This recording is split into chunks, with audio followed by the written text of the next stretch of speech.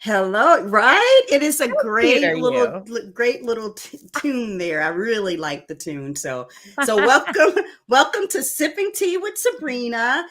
In just a second, we're going to be sharing the tea on social media ads for nonprofits.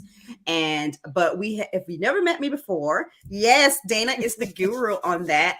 I am Sabrina Walker Hernandez, the founder of Supporting World Hope, an organization a non-profit consulting and coaching company that I started after 25 years in the Yes, he is. industry. Yes. So what I do is I help nonprofits and small businesses build relationships that increases revenue. And Dana here we have with us today is the guru around social media and fundraising, and she's from Positive Equations. And this conversation that we're about to have is going to be critical, especially if you're a small nonprofit who is using social media and you want to learn about ads. And that's why we have Dana with us. But before we get started, if you can click the heart, the like button, so I know that you hear us loud and clear.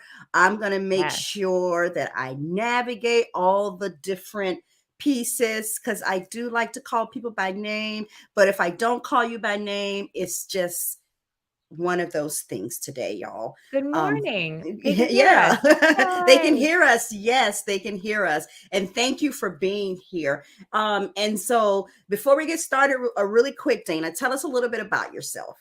Yeah, of course. So I am based in Atlanta, Georgia, and I started my company 6 years ago, which is wild. And my jam, just like you talked about, I fell into the social media advertising world because I literally was graduating college as Facebook was starting to introduce their ads platform. So I think it's funny when people say I'm a guru, and I think I just naturally like it was happening as I was starting my career and just loved to learn about it. And so I just really love data and all things amplifying good messages. And that's what ads can help us do. And we'll talk about that. And I really like to focus on working with nonprofits on building monthly giving campaigns and programs. So I think it's such an interesting time in our industry in regards to we've seen all the reports about giving is down, but actually like monthly giving is up. And so I think it's fascinating where if we can create this sustainable and scalable monthly giving programs, then why not do that if that's where donors are telling us that they want to put their investment? Right. So I'm so excited to have you here. And so I always promise that we'll do about 45 minutes. So I want to honor your time. I do want to say this, that Dana has a new baby. I do. So congratulations on the Thank you. baby. She's And adorable. she is adorable. If you haven't followed her on social media, she posts pictures. So make sure you follow her so you can see the baby. Not so you can see Dana, but so you Yeah. can see the baby. Kennedy's doing great. Yes, Growing so way that too is fast. good. They say congratulations. So Thank you. as I said, 45 minutes and you have the baby. So I want to honor your time. So let's get into what we came to talk about. And so I have some questions here that I want to ask you that rises up a lot of time when we talk to people about social media. And the fact that you're also focusing on monthly giving is great. So what are social media ads and how can they help small nonprofits promote their cause? Yeah, absolutely. So, and when I talk about social media ads, like you can run ads on lots of different platforms. The main ones that I talk about are Facebook and Instagram, specifically for small organizations because they are the lowest cost ads to run. And so, and if you think about it, Facebook, and I have some stats for you that I pulled this morning because I think it's just really interesting when we talk about Meta, and I know we're going live like on Facebook here. Meta incorporating Facebook and Instagram. Your ads you can run to a specific audience with a specific piece of content and reach them at an exact time frame that you want. So essentially you're putting paid behind content that you've created to reach a specific audience at a specific time, asking them to go do X thing that you want them to do, whatever that goal is. And so that's really important. You want to make sure that your ads are aligning with the right objectives that you want to have happen. And something just to note, so I'm going to read these out because I think it's fascinating. Facebook is the third most visited website following Google and YouTube. which is amazing. The platform has, and this is why is the platform that's been running ads the longest. So I know we feel like sometimes it's creepy, but they have the most data on us. It's just true. They know Yeah. what we read, they know what our interests are, what we interact with. Like we've between WhatsApp and Instagram and Facebook, like we've just over the years, over a decade, given them that data. Mhm. So they have 2.9 billion active users on a monthly basis. So sometimes when I hear organizations say, I don't think my audience is there, like Yeah, they're there. they're there. They're there. It's the most used social media platform still. And we spend about 33 minutes a day on Facebook, believe it or not, still. Wow. And not a question that's there, but this is something I want to dispel for myself. So for me, when I think of Facebook, right, I think of Generation Xers and above. Is that what you think of too? The primary demographic they say that it's most popular with right now is 35 to 44. Mm. A little bit So, younger than Xer. which is millennials. That's my generation. Mm-hmm. So I think it's still very popular with millennials. I think how we're using Facebook is very different. For example, yesterday is actually a great use case. I have a baby, as we mentioned, Mm-hmm. right? And so I'm a part of a Facebook group of moms in my vicinity in Atlanta that gives away free stuff. And so Okay. I just did an ask saying, it's 90 degrees outside now. Does anybody have any infant floaties that they're not using Oh, anymore? And sure enough, mom was like, yep, I have one. I'm actually leaving on a trip. I'll leave it outside my garage. Here's my address. And I went and picked it up. okay. So they're using it more like group, like in the group setting. Yeah, I think groups is very popular for our generation. I mean, using it a lot for tips. I think once you find like your niche Mm-hmm. of like what your cause does or how you can provide value, you can be very successful there. Wow. Okay. So, how can a small nonprofit with a limited budget make the most out of social media ad campaigns? Yes, great question. So the lowest cost ads that you can run are for visibility. So a video view campaign, an awareness campaign, traffic campaign, or lead generation. And I have courses on both of these things that are less than an hour to take. Visible reach in a week is $27 to take. Just to get ads up to be top of mind is really important. I always bring this up where, okay, I'll just ask you, Sabrina, like what laundry detergent comes to mind? I use organic laundry detergent, but the one that comes to mind before that was Gain. Okay, great. So again, could there be a reason why that's top of mind for you? You might see it in the store. Maybe it's the bright colors. We want to think about how we can remain top of mind to people. And if we're on these devices all the time, Mm-hmm. running visibility ads is one way to do that. And Hmm. I'm talking a video view ad can be a penny to 3 cents per view. Okay. So really low cost. So 10,000 views can cost you, I don't know, $100 maybe. I got raising my hand like I'm in Yeah. class because you just struck on something. So, this is your area of specialty. So, I'm going to ask. So, is it true that you have to, like, in order to gain traction on an ad, that you have to spend like $1,000 or $5,000? No, Okay. no, definitely not. So that's why I think, especially in these lower cost ads, so it depends on what's success for you too, right? So Mhm. let's just say you want to gain emails. You want to Mhm. grow a passionate list of email subscribers. So you could run a lead generation campaign. There's a couple ways to do that. And I had a client earlier or late last year who was running ads for that specific purpose and getting them at 40 cents, 30 cents per email address. And then you nurture them through that. Yes, could an email cost you $5? Sure, it might cost you $5. But then again, we think about, okay, if that person turns into a monthly donor or turns into a major donor, then $5 to get them in is obviously not bad at all. It's a great ROI. So I Right, would say right. if you're working on a low budget, um, what I teach in Visible Reach in a week is you could run it for $1 a day, right? If Mhm. you're trying to do a lead generation campaign, you just want to know, like, am I giving it enough budget to do its job to be able to work? And so I would say for lead generation, you'd probably want to do at minimum $5, but I'd say like $10 is a better safe spot. Okay. Okay. So $10. Okay. So in your course that you have, are you teaching people how to do the ads, or are you teaching them why the ads work? I'm teaching them how to set it up. How to So set it's it like up. literally step by step. It's giving you examples of Okay. these types of ads. I'm going into Ads Manager and I'm literally like setting up an ad, and then they can. How a lot of people do it is they'll open up theirs and Hmm. like watch pause. Okay, that's what I was asking, Yeah. because for me personally, it gets very overwhelming, and so I wanted to Yes. know: can you watch watch I'm a pause? very Because tutorial based like teacher. yes, Yeah. Yes. yes, okay, good, good. And so, what are some of the common mistakes that small nonprofits make when running social media ads, and how can they avoid them? Oh my goodness. So it's actually interesting. I ran a workshop, which I'll probably do another one later this year, but I ran a workshop earlier this year where people took my Visible Reach in a Week course. And then I also had live instruction with it as they went through the process. And one thing I said I would do is review their ads, their Hmm. content. And this is where a lot of mistakes are made.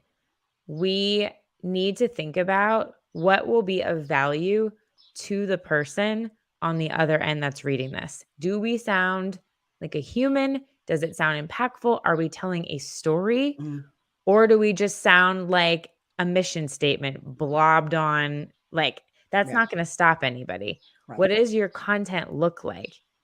For the audience you're trying to reach, is that going to actually make them stop? I had a fabulous podcast interview. I have a podcast, Hmm. Missions to Movements, conversation with the director of performance marketing at Charity Water on Monday. Mm. And Cherry water is big. Yeah. so I asked them, what are they seeing in ads right now? Hmm. And they had a brilliant, I don't know if anybody saw this, brilliant World Water Day campaign earlier this year. Hmm. And she said there's one ad that we are just planning to run for World Water Day. And it's done so well that we've continued to run it now. So I think they started in March and it's June and they're Hmm. still running it. And it's this 3-minute video showcasing one of their staff members walking with like the jerry cans, doing the same walk for water that this 12-year-old girl does. And he is So exhausted. good.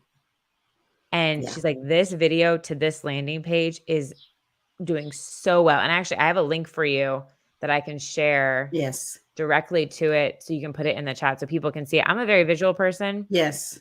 So I have 2 examples of ads here because I like showing. So here, I'll put it in our private chat. And then if you want to, Yes, I will. I'm a visual person too, and it really helped me to see that. But yeah, that was actually brilliant on their part, because if an adult male is struggling to do yes, something that a 12-year-old girl has to do out of necessity, it yes. really paints the picture. Yes, it's And a we do. 40-pound jerry can of water, Yeah. and they were at a 7,000 elevation to get back Mm, to where she lived, and she's, like, so far ahead of him, and mhm. then you see him, like, so out of breath, and then Yeah. he says something like, "Show off," Yeah.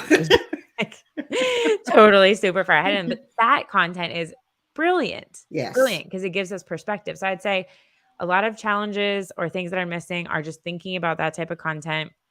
Another miss is um, we always like to immediately ask for a gift Yes. with our ads instead of thinking about you need to like build up interest with people. And Yes. donation based ads are going to be the most expensive, Yes. like just hands down, they are. Mhm. So if you're only doing $10 a day, you're not going to see any donations.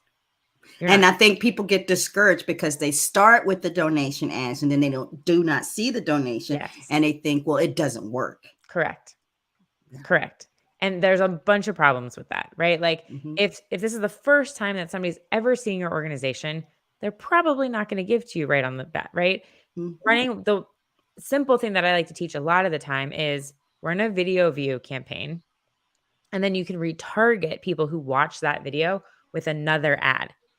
And that's what makes like the ad experience amazing is you know specifically, okay, these people have watched and you can go not to get too into like the nitty gritty, but you Hmm. can even say, I want to retarget people who watch 25% of this video or Right. 50% of this video or 15 seconds of this video Mhm. with the next call to action. Right. Because you know that they were interested because they watched a length of it. Yeah.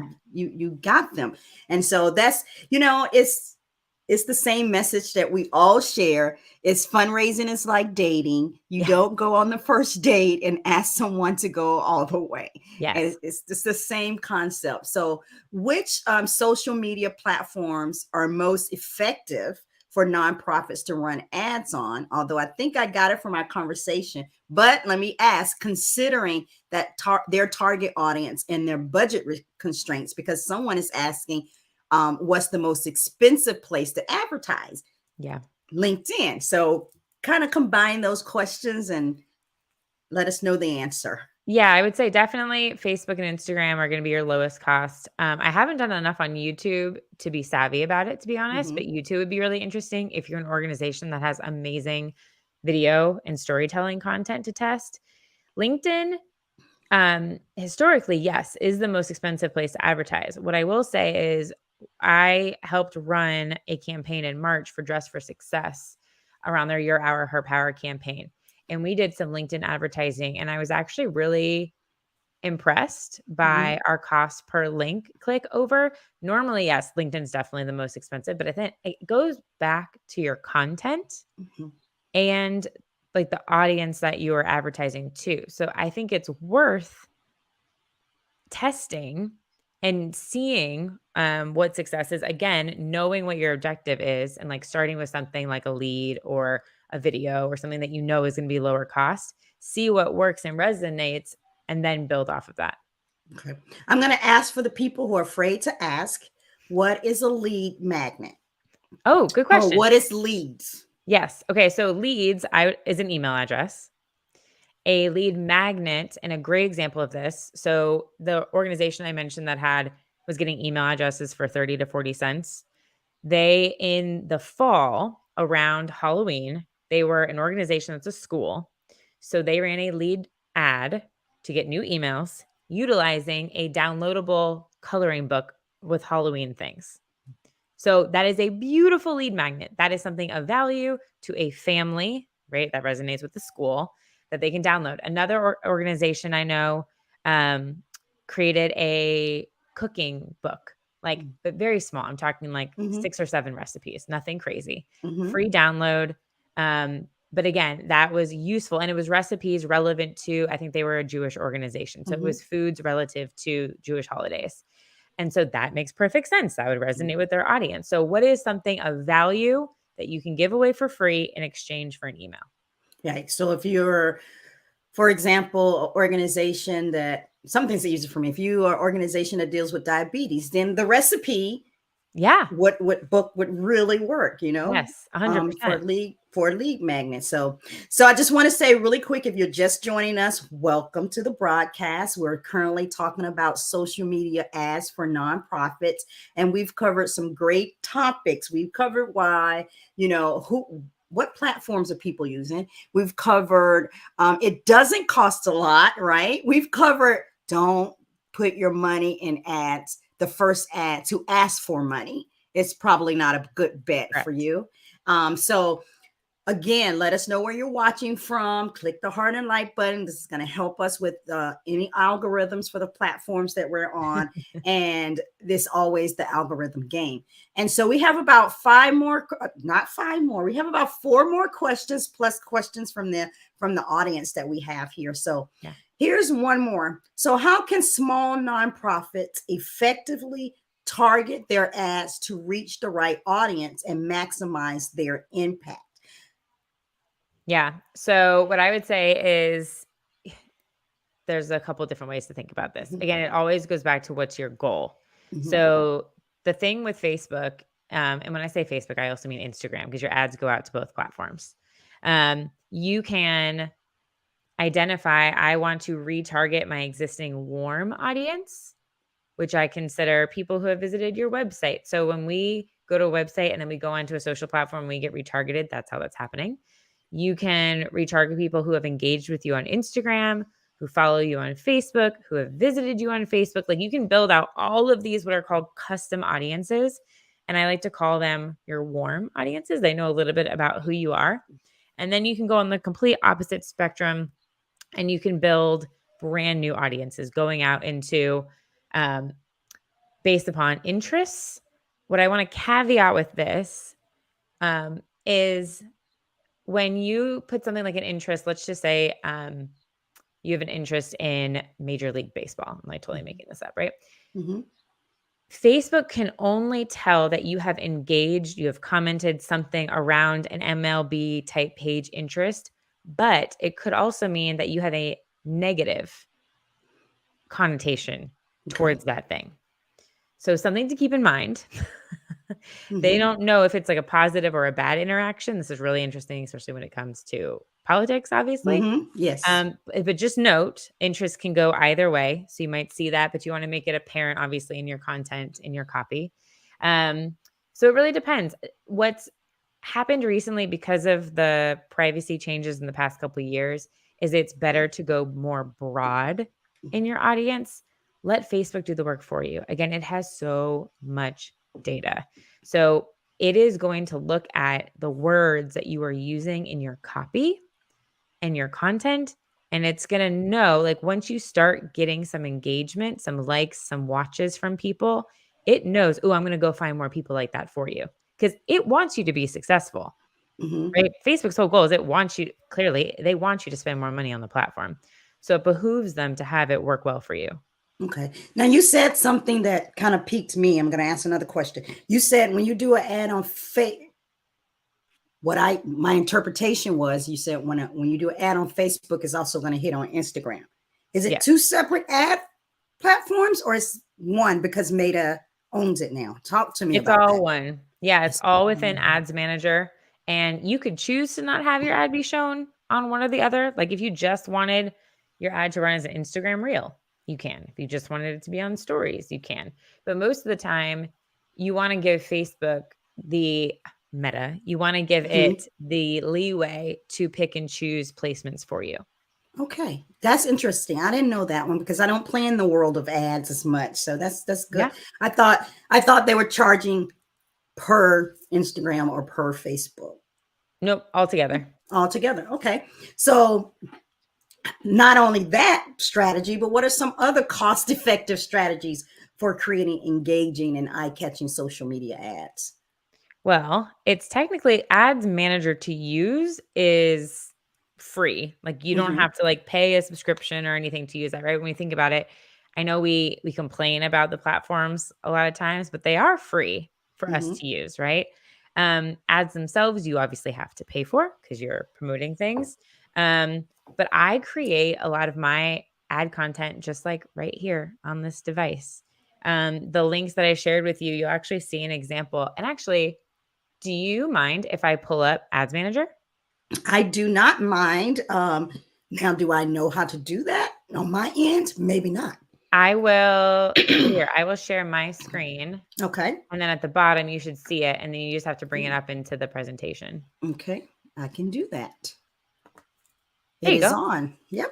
So this is Ads Manager. So this is where if you're not running your ads in here, this is where you need to be. So if you go to business.facebook.com, that should allow you to create an account.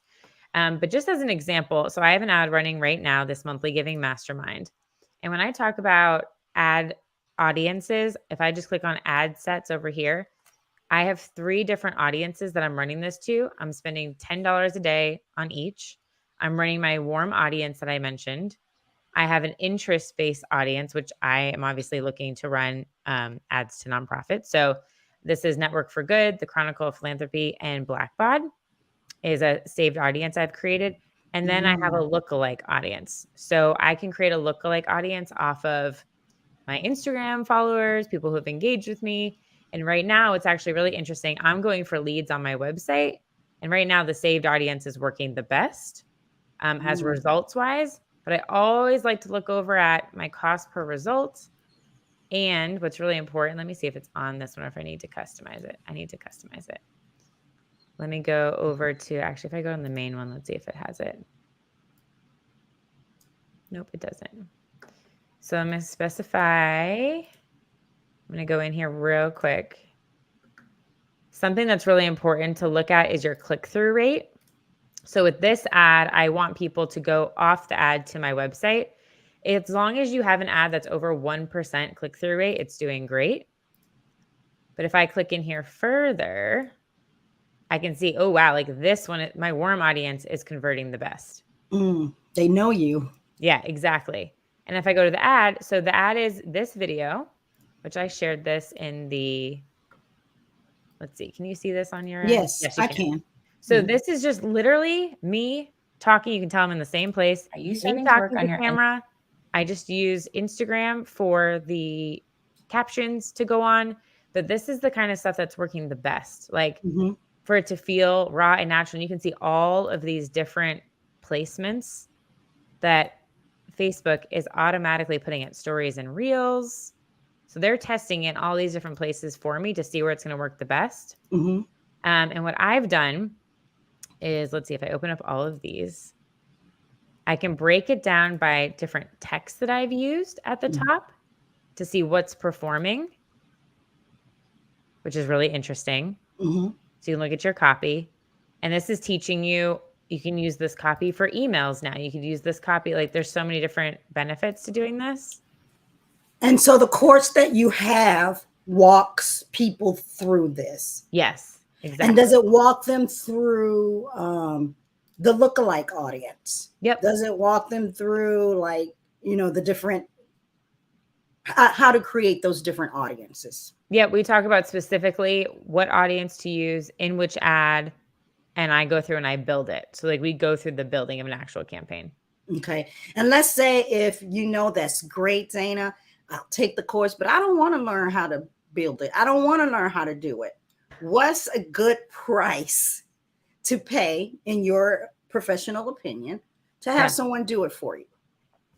So if you don't want to actually run them yourselves, I do know somebody who helps you with the strategy and they create the content and the copy for you. So I can share that link with you if you want. But if you're going to pay an actual manager, you're going to be paying upwards of probably at least $2,500 to $3,000 a month. So it's better to do it yourself. Even like, oh, what I hate seeing organizations get burned by somebody who doesn't know what they're doing, but they're still charging that rate. Right. So what I even recommend is like, so for instance, my lead generation course is $147, right? $147. So be a little knowledgeable when you go into those conversations so that, or bring somebody on that knows a little bit about it so that they can ask the questions for you, to make sure that that person knows what they're doing. Right. Because I've just seen that happen way too many times where you're just not getting quality results. Or I go into somebody's ad account and I'm like, why was this set up this way? And that makes me cringe. Right. So if you're paying, if you're paying $3,000 a month, you should be seeing some result. Yeah, or you should have somebody with a strategy to tell you where to start. Okay. And I mean, there will be times that ads will not work, like point blank. And that doesn't have to be that person's fault. It's just, do they know what they're testing? Do they know how to iterate and keep trying? Like it's what data to look at to see if it's working, like all those types of questions. Okay. And so what are some other ways to track the success of social media campaigns? Yeah. So what you just saw in my ads manager, when I mentioned the click-through rate, if my goal is to get someone to leave Facebook to go to a website, for example, the click-through rate is important. If I'm seeing, and I've had ads have like 5% click-through rate, which is incredible. So the ad works. Okay. Right? So 5% is a good percentage. Oh yeah. That's like really, really, really good. Even the 2%, 1.5% is great. If you can get people off of the channel and to your website, that means it's working. A high click-through rate means the ad's working. If you're not seeing conversions happen on your site, then it's a website problem. Gotcha. Could be something wrong with your donation form. It could be something wrong with, it takes your page time way too long to load, right? Then it's not an ad problem.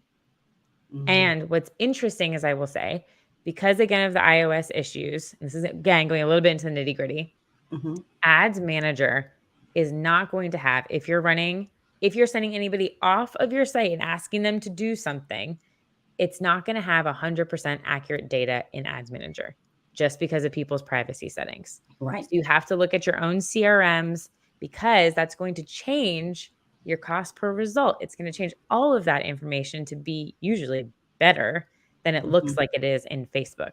Okay. So you want Now, to look at your metrics. okay. So CRM, let's define it for Customer people. relationship manager. Yeah, Yes. wherever you have if you have one, where your data and your emails and your tracking of donors lives. Okay, perfect. So it's interesting to me that you said a 1% is a good measure. So 5%. So what's a bad measure, I guess? How do you know if it's just not working? Yeah. I mean, if you're not seeing if it's a video and no one's getting past 3 seconds of your video, it's probably not a great video. Okay. If you're trying to get people off to your website and it's less than 1% of a click-through rate, then it's not working. Mm-hmm. I would say for each objective, it's going to be a different metric that you're aligning success with, right? If you're running a donation campaign and you're not seeing any donations, first question, are you spending enough a day? What's your ad copy? What's your ad creative? Like, are you getting any engagement on this thing? Mm-hmm. Mm-hmm. Right? If not, then it's probably not a great ad in the first place. Or if the ad's getting a ton of attraction and your click-through rate is really high, but then you're not seeing any donations, then that's a website donation form problem. Okay. That is good to know, because I think that maybe some people tie the lack of getting a donation into that the ad's not working. Correct. All the time. But it could be your website. So they go hand in hand. They do. They do. Right?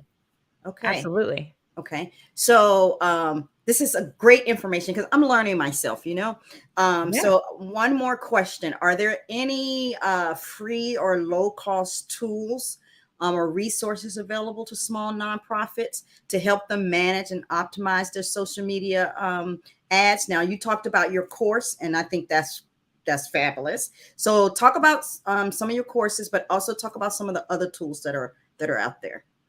Yeah, I mean, tools wise, so I mean, we talked about Ads Manager itself is technically free to set up and run all of your ads and to manage them. I love to use Canva. I think a lot of people like to use Canva in terms of like ad creation. You can literally search like nonprofit reels or nonprofit blank, and it's going to give you examples to fill in. But again, keeping them as real and raw as possible is the most popular right now. There are tools out there for like checking your social media ad copy and like, is it going to work? But I think honestly, you're probably going to know that best. So you want to make them sound like a human. The best tool that I actually like to use is Ads Library. Okay. It's totally free. And that's how, for instance, the link that I shared with facebook.com/ads library that has the charity water example, you can search any organization and see if they have ads currently running. And I like using that. Like, what is an organization like mine already doing? And brainstorm from there. And if it's working for them. Totally. Yeah. That makes sense. And so your course, because I'm going to go back and I'm going to take your course, just full disclosure. Tell me the different courses that you had, because you named a couple of them. Yeah. So I created them based upon the goals that you want. So visible reach in a week is the first one to kind of start with if you just want to be top of mind. You have the growing your list, which I see you just shared in there. Thank you. And that's for lead generation. So I teach you 2 different types of ads to run for gaining email addresses. And then the last one is literally to get donors. Okay. So but don't start with the get donors first. Yeah. Unless you're an organization that's like, I've already done all of these other things. I know what to do. And I want to go straight to donations. I teach you, there's 2 ways on Meta is for donation ads. It's kind of the same thing with leads. You can ask for donations on Facebook so they never leave the platform. And then you manage those gifts in your nonprofit manager on Facebook, which is actually pretty cool now. They've done a lot of work to it. Or you're sending people off to your website. And so I teach you both ways to run ads that way. Okay. Perfect, perfect. And so we have some questions here, and we have time for questions, even though I kept interjecting. And thank you for answering those things. Yeah. So here's one: when you do ads, how specific do you need to be? And they put, I know in Facebook ads you can pick a mile radius to target. How far is too far? I live in Dallas, and I can do an entire metroplex for a Facebook ad, but does that really help? Yeah. So I would say it depends on, again, what you're looking for. I think if your organization is only relevant to that area, or is it something that's compelling nationwide? That's a question I would ask you. Mhm. A lot of times we're limiting ourselves when, especially in the last 3 years, right? I moved from Los Angeles to Atlanta, but I still love supporting, and I'm still a monthly donor to an LA based organization, right? So don't limit yourself in that capacity unless you really think you're only supporting a small community. And if that's so, then sure, you can do a very small radius to target or open it up to honestly millions. Yes. And again, Facebook is going to niche that down for you. Yeah. I would say open it up unless you're looking for volunteers, unless your ad is about Yeah. people who can If there's an event volunteer. that's local, that makes sense. Right. Yeah. Right. Because I'm with Dana, I'm from North Carolina. I live in Texas, and I give to monthly giver to an organization in North Carolina in my Yeah. community where I grew up. Our Totally. community, our world is so people move, but they still want to impact home, or Absolutely. they still want to impact where they grew up, perhaps. So Yep. don't, yeah, like you said, let Facebook do the work for you. Yeah. And so this is the time to ask any questions that you may have, and in the meantime we'll give it a little time. If you don't have any questions, you know that Dana is working on monthly giving, but Yep. I too work on fundraising. Monthly giving is not my niche. In service, mine is more around total fundraising strategies and fundraising plans, and corporate giving. And so, but what I really like, and I like to tell people this, and I remind people of this, Dana, is that my area of expertise is in board and fundraising. She's a genius. Yes, I truly believe if you get the right board. A lot of Oh my people gosh. come and they say they have a fundraising problem, but after I start talking to them, it's not necessarily a fundraising problem, it's a board problem. Woo! Yeah. Oh And my gosh, Sabrina, so, can I just tell you on that a story? So I had a lot of interviews on Monday that were great. yes. Tom Bozo with Homeboy Industries. Hmm. He's been their unpaid CEO, first ever CEO for a decade now. He came from Aramark, billion-dollar company, right? Yeah. Okay. This literally speaks to Homeboy Industries 10 years ago was about to file for bankruptcy. He came in, he knows the business world, Hmm. right? Transformed a bunch of things. Because he knew the business world, he created a VC, a venture fund for Homeboy Industries and their social enterprises that they had, their own Hmm. businesses, that now is $15 million. Wow. People were saying, yeah, I could donate, but I'd really like to invest capital. Yes. Yes. Because he existed and knew how to do that and was in that Hmm. position, they now have this entire venture fund that didn't used to exist. Like, Right. look at, and we talked about in our conversation, like, and you, I'm sure, share this all the time. Like, Hmm. what problems are you having in your organization, and who are the people that can help you fix it, and go out and find them? And go find those people. And that's what your board is. And a lot of people don't utilize their board in that way. No. And sometimes, because you don't utilize your board in that way, and you don't have a board interview process, and you take anybody on your board, you will get people that may have a business skill set, but they check that skill set at the door because you Mm, didn't set the stage to yeah. begin with. And Oh, so, Sabrina. yeah.